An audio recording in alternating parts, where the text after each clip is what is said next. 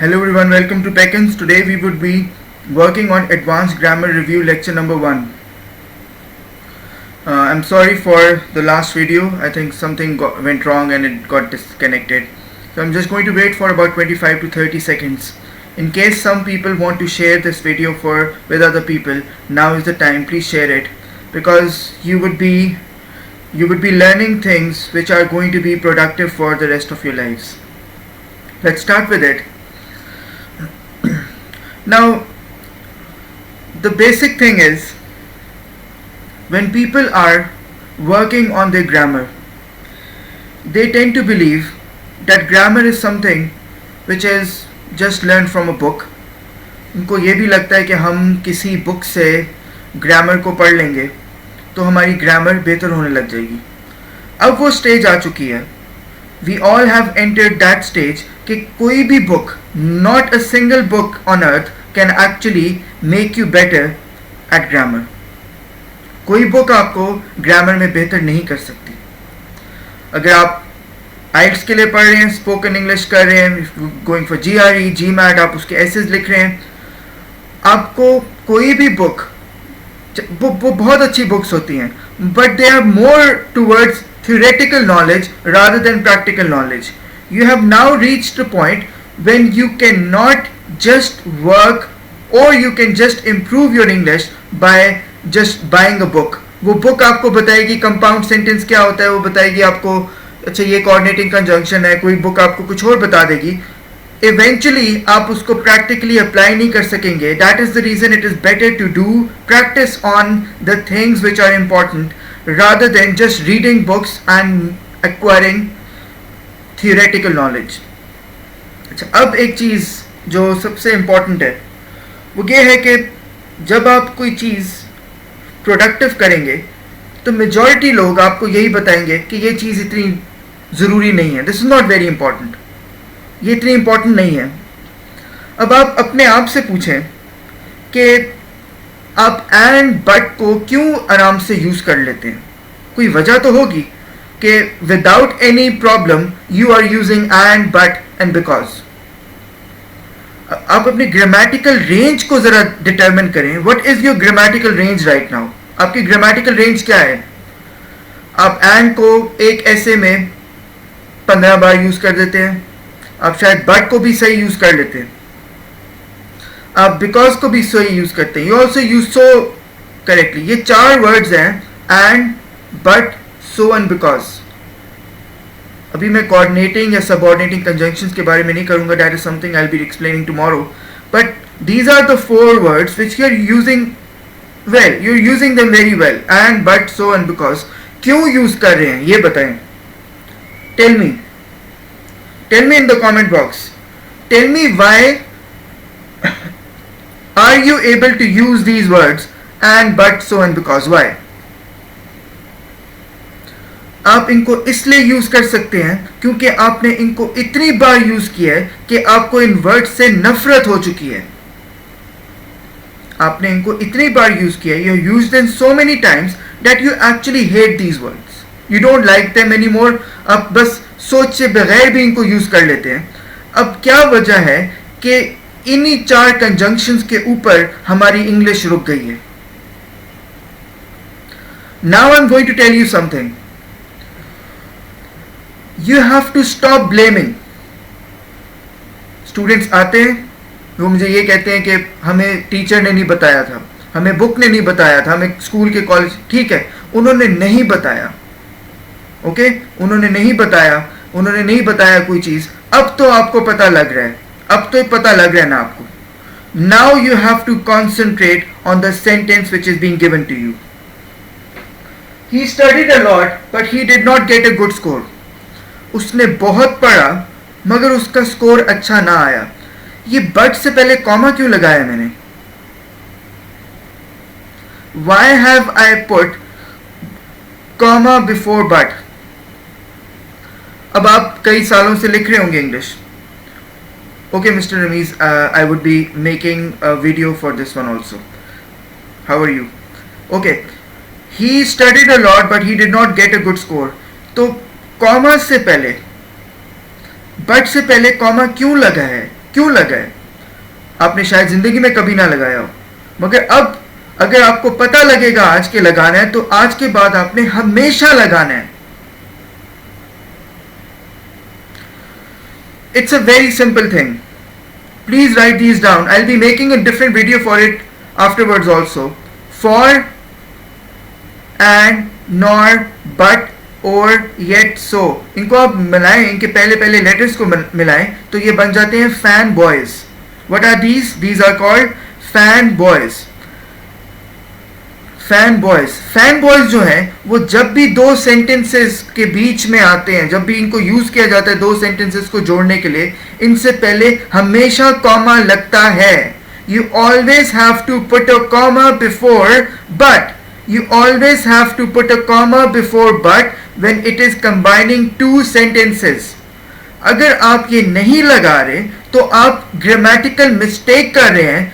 सिर्फ आइल्स के एग्जाम के लिए नहीं, सिर्फ जीआरई में नहीं, सिर्फ जीमैट में नहीं, गैट में नहीं, आप अपनी प्रोफेशनल लाइफ में भी ये गलतियां कर रहे हैं जो शायद पाकिस्तान में 95% लोग ना पकड़ सके. बाहर वाली दुनिया में उनको पता लग जाता है कि इस बंदे को तो ये भी नहीं पता कि बट से पहले कॉमा है. Are you getting the point? अब मैं जो आपको कहूं कि मुझे सब चीजें पता है, नहीं पता होती. हर बंदा किसी ना किसी स्टेज में आके एनलाइटन होता है. किसी को, मुझे शायद क्लास 6 में पता लगा हो, शायद 8 में पता लगा हो, मेरा स्कूल ज़रा बेहतर था, शायद उससे पहले कुछ को बाद में पता लगेगा. मगर गलती तब होती है जब हम उस गलती को रेक्टिफाई नहीं करते. अब थोड़ी देर के बाद स्टूडेंट्स अब जो ये वीडियो देख रहे हैं वो कहेंगे बट से पहले तो कभी सोचा नहीं था कॉमा होगा, ये क्या हमें आज बता दिया. एंड से पहले क्यों कॉमा लगेगा?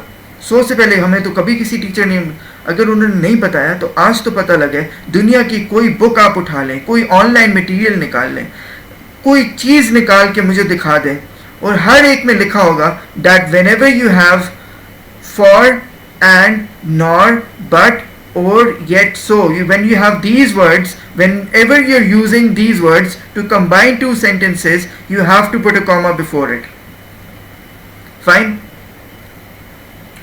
Now, this was something I told you, but this would be told tomorrow again in the advanced grammar review. अब ये मैं basic grammar नहीं कर रहा, tenses क्या है, अब हम advanced grammar review कर रहे हैं. ये lecture 1 है, कल 2 आएगा, 3 आएगा, वो बढ़ते जाएंगे आगे.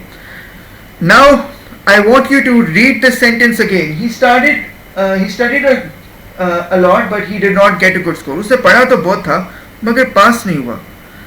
हम उर्दू को ट्रांसलेट करते हैं, जो वर्ड हमने बोलना होता है हम दिमाग में उसको प्रोसेस करते हैं और फिर हम उसको इंग्लिश में लिख देते हैं. अब मैं एक सेंटेंस पढ़ूंगा जो मैंने लिखा हुआ है.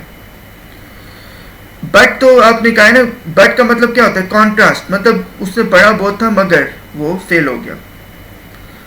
अब ये एक मैं सेंटेंस बोल रहा हूं, ऑल्दो का मतलब क्या होता है? इसके बावजूद. Although he studied a lot, but he did not get a good score. Although he studied a lot, but he did not get a good score. Right?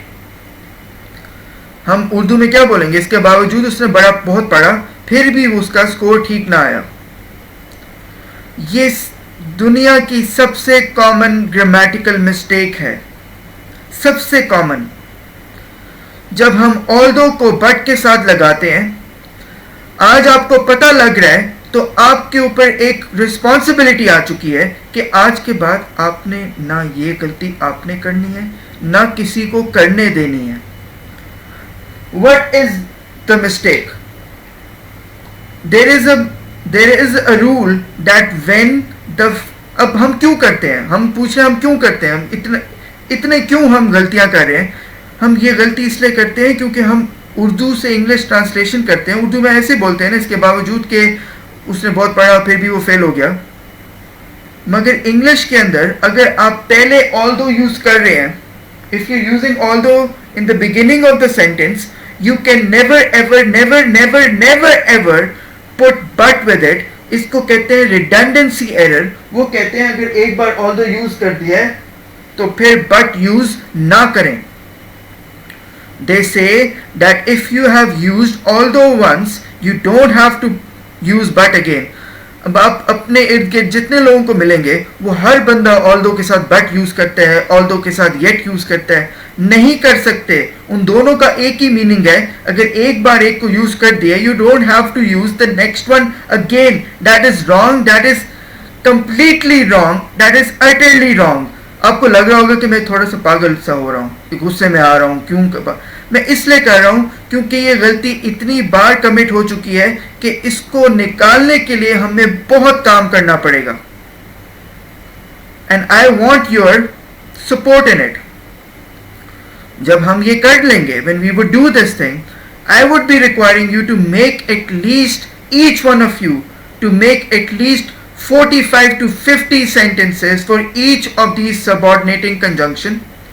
ऊपर वाला but तो coordinating conjunction, हर एक का सबऑर्डिनेटिंग कंजंक्शन का आपने sentence बनाना है. 50-50 बनाने हैं. कमेंट बॉक्स में लिखना है कि पता लगे कि आपको समझ भी आया या नहीं. So I am going to repeat this thing once again. हम जो गलती करते हैं वो ये करते हैं, although he studied a lot, इसके बाद हम येट लगा देते हैं, इसके बाद हम बट लगा देते हैं. नहीं लगा सकते. We can never ever put although with but. We can not put although with yet. एक और टाइप ऑफ सेंटेंस होता है कंपाउंड प्लस कॉम्प्लेक्स, वो बाद में करूंगा, but I am not going to talk about it right now. You can never ever put although with but. You can not put although with yet. That is a mistake. You have to stop yourself from making that thing. I will make a sentence. Although online classes are not very effective, but I am still providing them. ये जो मैंने but लगाया है ना, forcefully लगाया है. ये आप जब सुनते हैं ना, आप कहते हैं बट लगाया, ठीक है, ये गलत है. Although online classes are not very effective, I am providing them. मैं although के साथ बट नहीं लगा सकते. आपकी जबान पे ये ऐसे चढ़ा हुआ होगा कि बहुत मुश्किल होगा इसको हटाना. आपकी राइटिंग में इतना ज़्यादा यूज हो चुका होगा कि बहुत मुश्किल होगा करना. मगर यही चीज़ आपके आइल्स के एग्ज़ाम में, टोफल में, सैट में, हर किस्म की राइटिंग जो आपने ज़िंदगी में की है, उसमें दूसरे के आगे एक इम्प्रेशन देगा कि इस बंदे को ये भी नहीं पता कि ऑल्दो के साथ बट नहीं यूज़ होता, ऑल्दो के साथ गेट नहीं यूज़ नहीं होता. So if the first word is although which is subordinating conjunction, तो उसके साथ बट लगाने की जरूरत नहीं है क्योंकि आपने पहले ही although लगा दिए. राइट?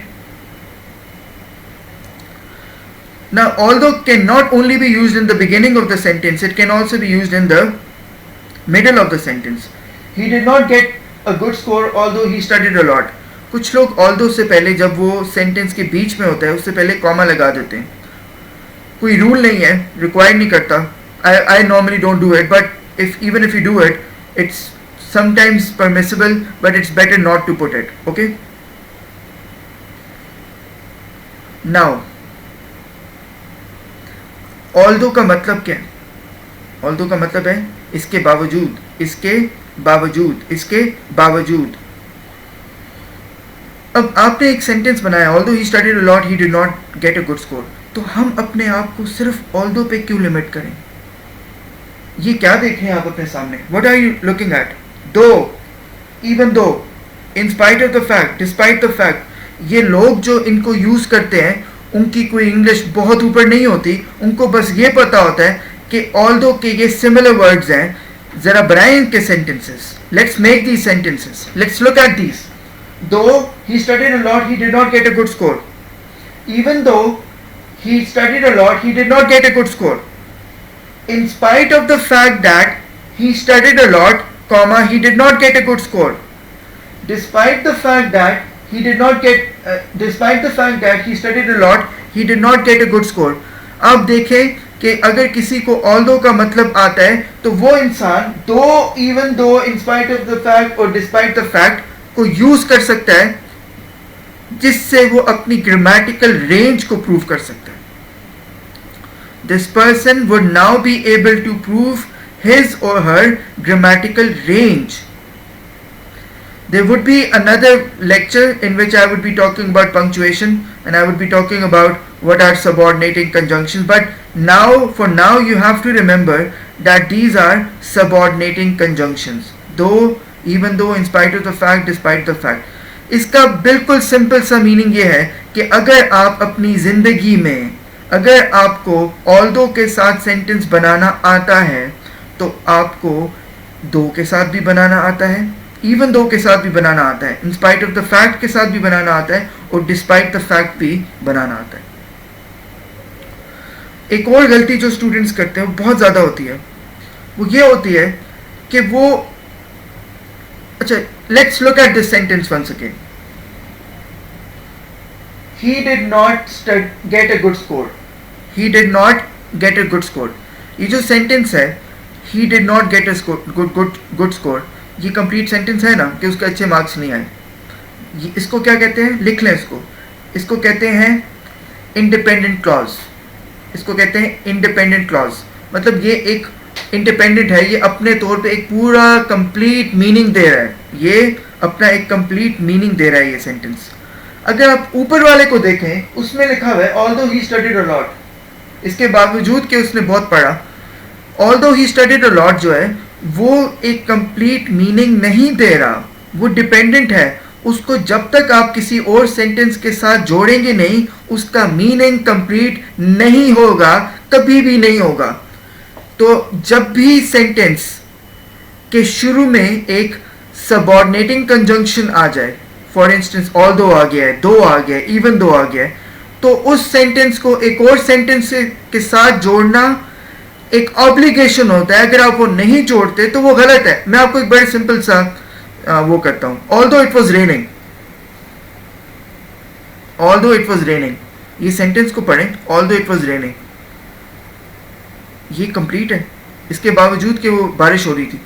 अब मुझे कुछ और बोलना पड़ेगा ना उसको कंप्लीट करने के लिए, मुझे बोलना पड़ेगा ना उसको कंप्लीट करना। Although it was raining, although it was raining I went to the park, although it was raining I went to the park. अब ये कंप्लीट हुआ है, अब ये कंप्लीट हुआ है। हम क्या गलती करते हैं, हम लिखते हैं although it was raining but I went to the park, but जब लगा देंगे तो वो गलत हो जाएगा।